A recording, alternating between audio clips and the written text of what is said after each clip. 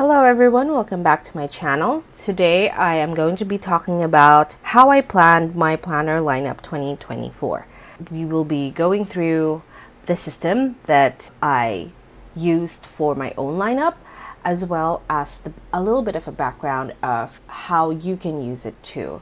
So without further ado, let's go ahead and get started.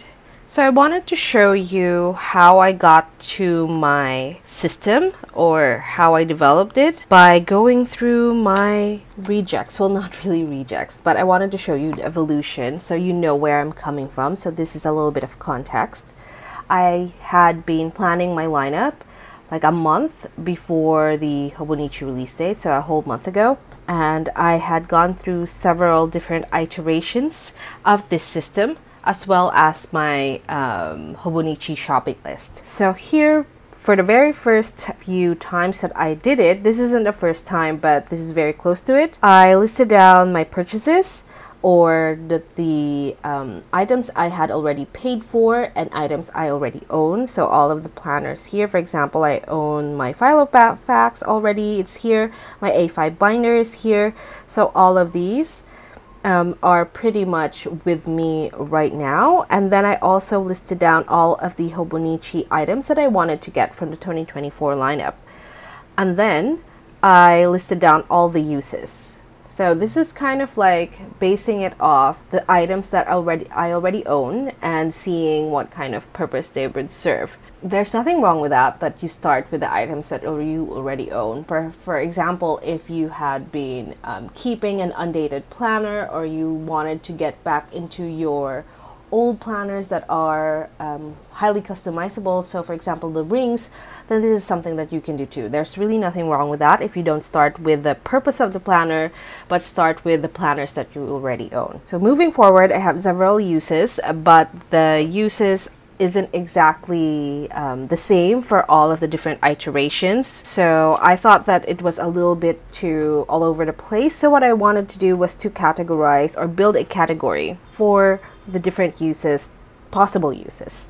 So I have scheduler, strategy, ideas, and journal at the very end. So that's like your diary. So this is like a free-flowing journal. So I was pretty happy with that. And then I also did a little bit of color scheme right here. So I said that the schedulers will be in bold colors, and then strategy will have florals. I wanted leather, I wanted rings, and bound journals. I was also already thinking about the aesthetic because I am a social media person. I do have a YouTube channel, I have an Instagram, which I will link, not really link, but I'll give you my handle in the screen somewhere. So I had that in mind, but if you're not really thinking about aesthetic, that is completely fine too. I went ahead and put down the planners that I plan on using once again on a separate column. So this one is not in columns, this is just a list. This one is two lists in two columns. So I have my uses right here, and then I have the planners that I'm planning to use for each particular category. So this is what I call category. There is another area that I will be talking about with you, and I call it areas. So I'm going to be going through that later on in the video. So what I did was I listed them down and right next to their uses. But I also have planners that have multiple uses, and then at the end I wanted to see if, or I wanted to redo this and this, so I boxed it up and I X'd it, and I went back to square one. And if you hear that, that is my cat. She wants to go in and eat the papers. Don't worry, she's fine. There's nothing wrong with her. She just wants attention, and she will get that after this video. So here we have all of the categories once again in the planners that I wanted to use for that specific category. And I have a few notes here as well. I was also thinking of a one planner, so the one planner that rules them all, kind of like Lord of the Rings, the One Ring, so that everything can be archived in a single planner. But then I had issues with that because it's very hard for me to go through the different pages to find the information that I needed or I wanted. So lastly, So this is the last one for this segment of the video, as well as the last time that I did it in this planner. So this is a personal rings, by the way, that I got from AliExpress. It's unbranded and it's completely customizable. So I really like that. So I have planner, I have category, and then I have areas. So I was talking about areas earlier, and this is what that meant. And this is all of the different planners and the categories as well. But all of that is about to change. Alright, so let's go through the words that I mentioned earlier. So we do have category and we have areas. So these are all very functional considerations. It doesn't take into account aesthetics and comfort, colors, and things like that, which is part of aesthetics. So these are completely functional aspects of a planner lineup. So it doesn't include aesthetic, comfort, and things like that. But of course, you should also consider those because accessibility is very important. The way that you see your planner is important. The relationship that you build with your planner is also very important. So here for categories, in my case, I already built a very good relationship with my planners. I love planning. Planning is my ultimate hobby. I spend time and money on my planners and my notebooks. So for categories, I have agenda. Basically, agenda is your scheduler, and I'm sorry if a bit of my video will be blurry because I will be zooming in since my handwriting is not very big, and I wanted to show you the big paper because it might be filled up really soon.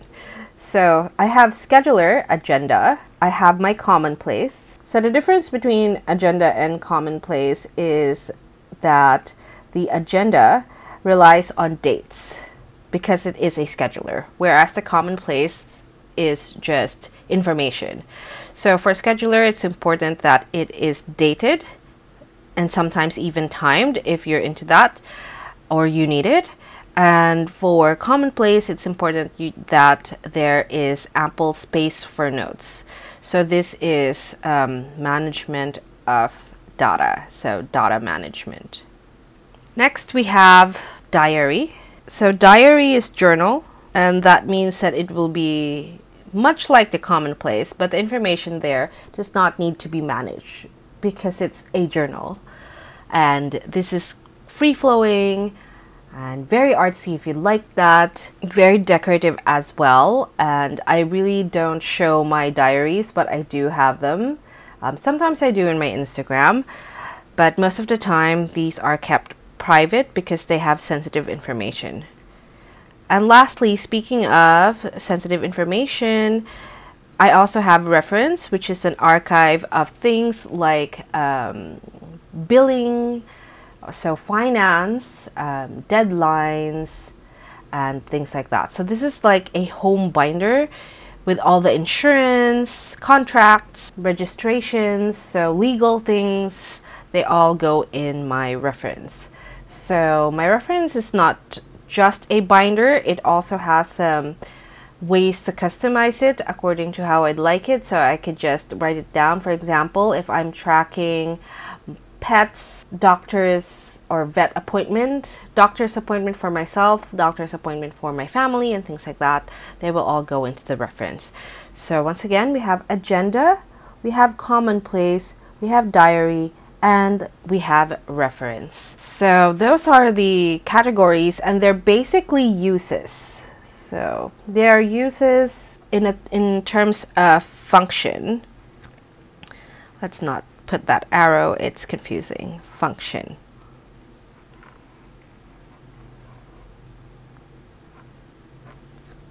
Moving on, we have areas. So areas are business, because I wanted to put down work, but a lot of people have multiple types of work. I also have multiple types of work.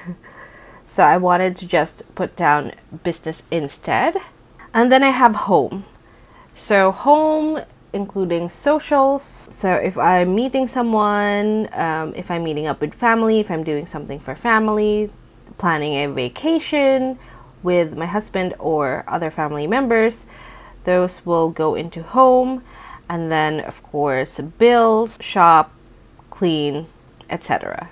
And then we have personal.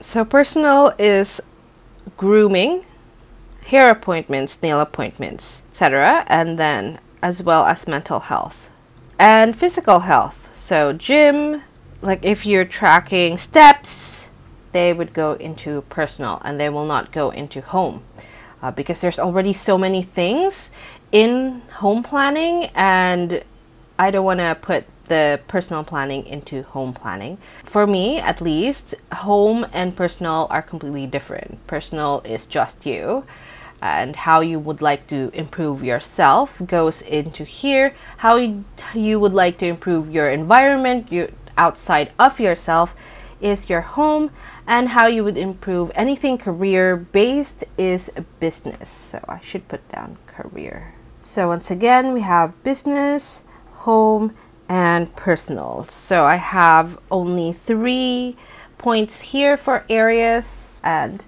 that is how I divide my planning system into these 2 category and areas. And as I've mentioned, there are non-functional considerations. So for example, aesthetic, accessibility, and integration with tools. Okay, let's go through them one by one. I think this is also very important. So first of all, aesthetic. If you're going to bring your planner to work, there must be business looking. I am very lucky that I am able to use my planners quite a lot. I can spend as much time on it as I want, and this is a way for me to unload my brain since my job requires a lot of decision making, a lot of research, a lot of thinking basically in general. I work in academia. We do have business, so business looking. If you take that to client meetings or any type of meetings, then it's best to keep it monochrome and business-like. You get what I'm saying with business. And then I also want some colors for my personal planners, colors and art. So I really like planners that have this cover with lots and lots of art. I didn't do that last time. That's really strange for me because I usually always have a hobonichi weeks that's just art. My favorite one is the 𝒕𝒉𝒊𝒔 Sakamoto, and that's like a photo of a city in Europe, and it's very beautiful, and I kind of missed having that type of planner. But I am not saying that I'm gonna go ahead and get a 𝒕𝒉𝒊𝒔 Sakamoto for this year. So colors and art and material. Do you like leather? Do you like textile? Do you like the feel of like a hardbound book? All of that goes into aesthetic as well. Accessibility is next. This is if you're carrying it on the go. So if you're carrying it on the go, they need to be closed. So that means that the closure is important. So for example, where's my M5? So my M5, I've restructured it to be able to snap easily. This is how it looks like now, and it's very comfortable. This is already working for the 2024 lineup. I've already set it up. I'm just waiting on several of the planners so they could all be together and be complete. So the closure is important, and then pockets. Because if you're carrying it on the go and you tend to, for example, save receipts, then they go into the pockets. If you're saving or carrying around business cards, then they go into the pockets and things like that. Functional. Functions, features. So what I decided to do for this year, spoiler, is that I wanted to keep a different common place for my business meetings.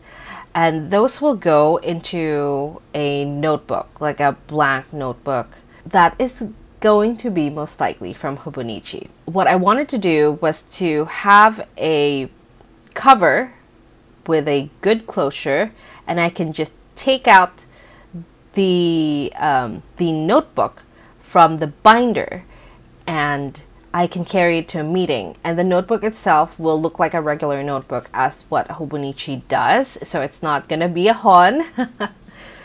There's already so many spoilers in this video. And then we have integration with tools, so fountain pens, mostly that. I want something that I can use my fountain pen with. Maybe you can put in watercolor here, stickers, things like that. But for me, it's just going to be fountain pens. Well, okay, fine. Let's put down stickers because that's going to be for diary, personal diary. So that is what we have. Let us wrap up this bottom part. So we have aesthetic. Aesthetic is important because, you know, if you're going to a business meeting, for example, you want something that looks like it's ready for business.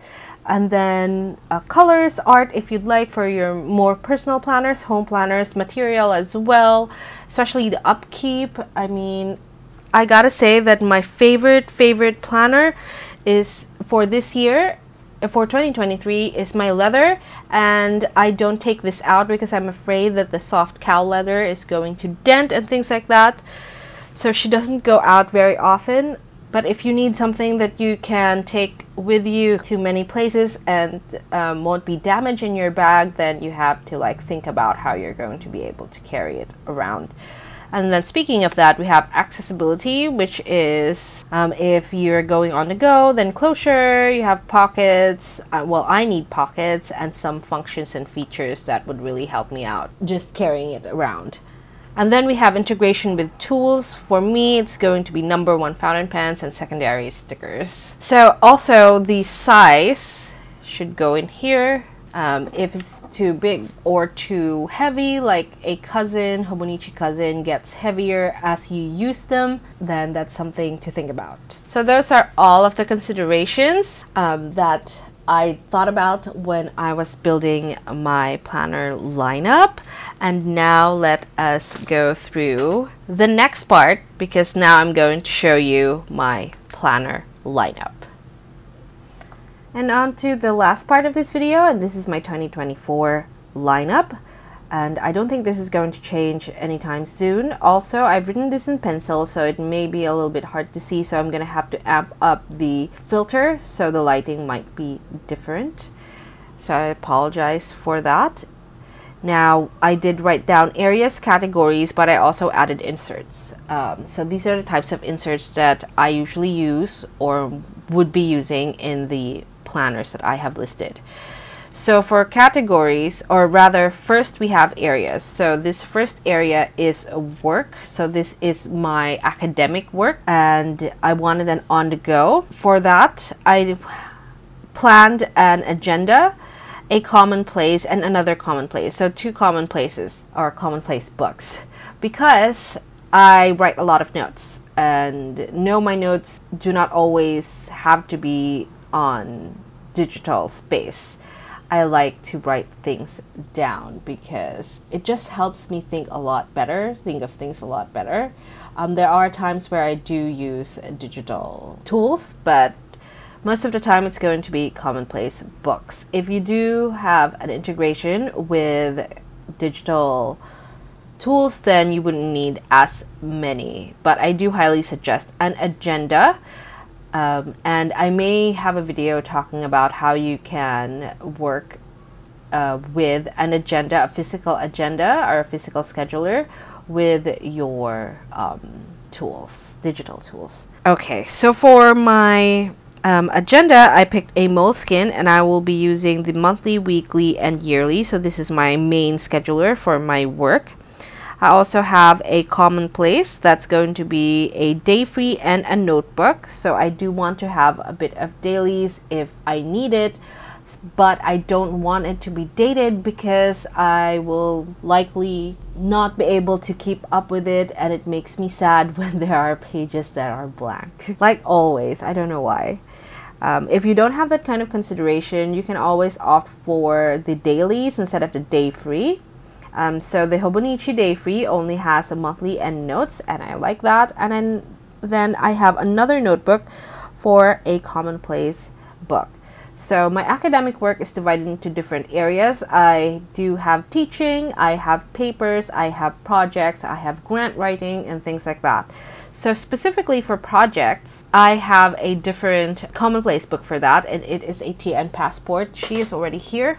This one, and I will be showing more of her once I do my whole planner lineup video, which will come as soon as all of the planners have arrived. So these ones are just notes, no monthlies, no nothing. I'm just using a grid notebook for this. I forgot what number it is, but it's the green insert because that's the grid, and I love grid better than I do dotted or blank. So that is work done. So that's the first business one. There's another business one, but it's a smaller entry. So next we have home. So for home, as I've mentioned, I wanted to separate it from work as well as personal, but the home planner stays in the home on my desk in my home office, and it doesn't go with me to outside world. So I do have an agenda, a diary, and a commonplace, and the agenda and the commonplace have asterisks because I wanted to use these two also for personal planning. So while home and personal are two different things, I'm going to be compiling them into one planner, one agenda, which is the corrective paper one. So the corrective paper is divided into two different dailies instead of one dailies on the left page like a hobonichi weeks, and I thought that would be sufficient enough for me to plan two areas in one planner. And then I also have a commonplace, not enough note space within the spread, and there's not going to be enough note space in the corrective paper if I just dump everything on there. But what's going to happen is that the corrective paper will have notes from home mostly, but other things will be in the M5. So this is strategy. For example, I want to buy a new dining table and I am canvassing. While it's helpful for me to have an Excel, I also want to write it down just to make sure that I am making a good investment, and I wanted to note that down in the M5. So the M5 that I talk about is the Filofax Mini, this one. And then I also have a diary. So this is a home diary, not just a personal diary. So home diary will be events, for example, date nights and things, and seeing family and things, seeing friends and things like that will go into the hobonichi weeks that I'm planning to use as a diary for my home planning needs. Next, we have a tiny little entry, which is the social media. So the social media planning, so for example for this channel, I used to have it in a hobonichi weeks, but it doesn't work because I only really do social media on the weekends. So all the other days is just tracking what I did on Instagram, and I didn't think that was as helpful if I just did it on a monthly page. So that's why I put in monthly inserts. That's why the inserts were important, because I wanted to also look back on how the different inserts work for me. Specifically this one, it didn't work. So weeklies do not work. I would prefer monthlies to track all the content that I need to make or have been making.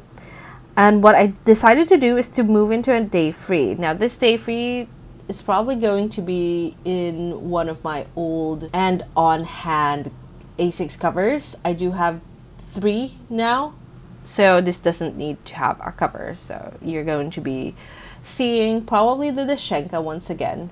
And this is also going to be a commonplace so that I can write down all of my content ideas in one place. So basically for the hobonichi weeks as a social media planner, it doesn't work for me, but I do enjoy the notes pages and I do want to have the monthlies.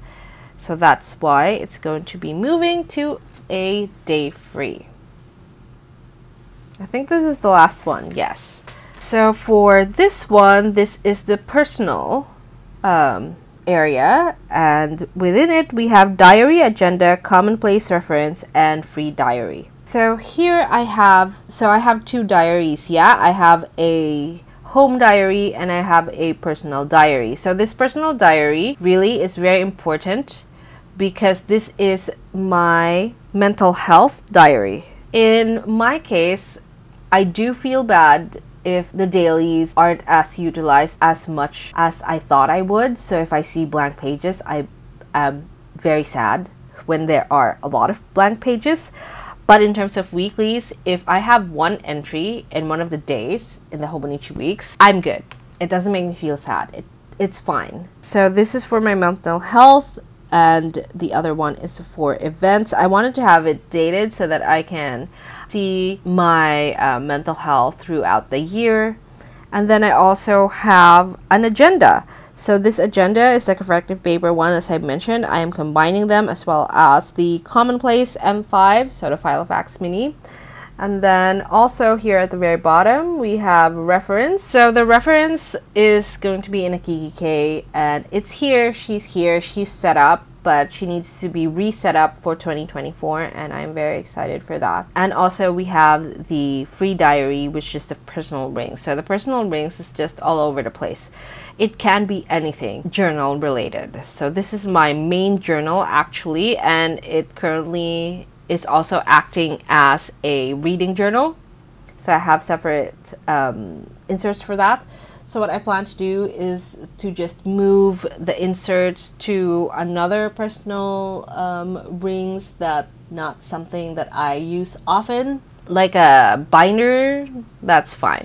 But these personal rings are not very expensive, so if you'd like, you can also repurchase for very little money another one of these PVC ring planners, and it'll work out. So that is something that I'm still deciding if I need to move out of my current personal rings and just keep it as is and then go into another personal rings, a new one. Yeah, that might be something that I might do. And that is the entirety of my lineup. And that is how I plan my planner lineup for 2024. It's a long video. I think this is going to be a long video, but I think it's important to be as comprehensive as I can in my journey. You can take inspiration from this, but you don't have to follow it to the letter. You have to customize it to yourself. And that's what I've been saying ever since I started making functional planning videos, that you have to customize it to how you're planning. I'm never gonna teach you how to plan. That's not the point of this channel. This channel is supposed to serve as an inspiration, give you ideas on how you can maximize your planner, how you can use it with a functional minimalist aesthetic if you would like that. But of course, you know, if you use stickers, it doesn't really take away, or it should not take away from your functional planning. And it's completely fine if you want to use stickers, you know, like icons, even bigger stickers, washi and things like that. It's fine. And if you would like to use your planner for productivity, that is something that you can definitely do. But this is not the channel that will teach you that. I'm not a productivity channel. And that's why I don't really want to talk about productivity and give you tips about productivity. This is for fun, and especially if you are a new subscriber, this is just for fun. Don't take it too seriously. Nothing that I say will change your life. This is just, if you're curious about how other people are using their planners, then this is that kind of channel. This channel is just for fun. This is for you to have fun. This is for you to see me have fun and how I use my planners, notebooks, and sometimes a journal. And the next thing that I want to do before I end this video is to show you how I transfer that onto my main, well, not really main, but my leather weeks, which is my #1 planner. This is my son, and she is my favorite one of my entire lineup, because this is the one that I got for aesthetics. So let's see if I can transition this properly. Wait, hang on. Let me open it. I usually don't take people to or show the back of my planner. Actually, I also did it here, like a version of this system or selection system, but I'm going to write down the current one here because it hadn't been archived yet. See what I did there? Okay, so let's see if I can transition like in TikTok, because, you know, that's not my generation. So in 3, 2, 1. So I'm not sure if that worked, but this is what we have. So I always transfer these loose pages onto my Hobonichi weeks because this is basically my archival planner, and this is what it looks like. I'm going to be posting this on Instagram after I filmed this video, and that is it for us today. Thank you so much for watching. If you like this video, please give it a thumbs up. If you want some more planning videos, please subscribe to my channel, and I'll see you in the next one. Bye!